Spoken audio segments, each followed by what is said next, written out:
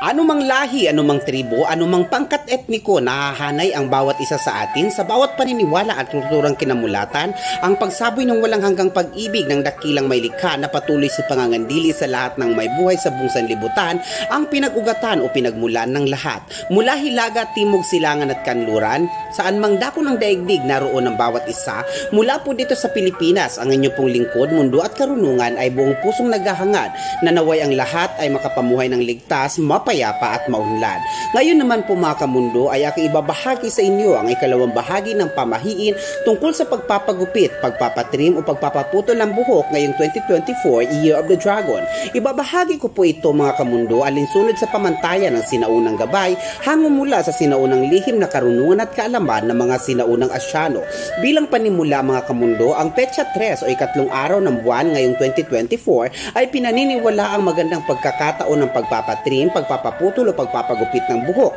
sapagkat ayon sa lumang gabay, ito ang araw na pabor para sa mga taong naghahangad makatanggap ng ilang job offers, promotions or kahit anong pagkakataong may kinalaman sa magagandang oportunidad na may kaugnayan sa aspetong pananalapi o pagkakapirahan. Bago po natin may pagpatuloy mga kamundo, nais kong ipaalalang muli na ang aking mga naibahagi ay mga gabay po lamang at tanging Diyos pa din po na may akda ng lahat ang siyang makatwirang hahatol o huhukom sa mga landasin ng buhay na ating tinahak alinsunod sa inulman nating kapalaran. Sa pagpapatuloy po mga kamundo, ang Petsa 4 ng buwan ngayong 2024 Year of the Dragon ay akmang araw din ng pagpapagupit lalo na para sa mga taong nagnanais mapataas ang chance o level ng kasiyahang hinahangad. Ayon din po sa lumang gabay, ang pagpapatrim o pagpapagupit sa Petsa 4 ng lahat ng buwan ngayong 2024 ay pabor para sa mga taong nag-aasam makatanggap ng magagandang balita at komportabling pamumuhay. Mga kamundo, patuloy niyo pong abangan o subaybayan ang ilang mga bahagi sa paglalayo ng inyong lingkod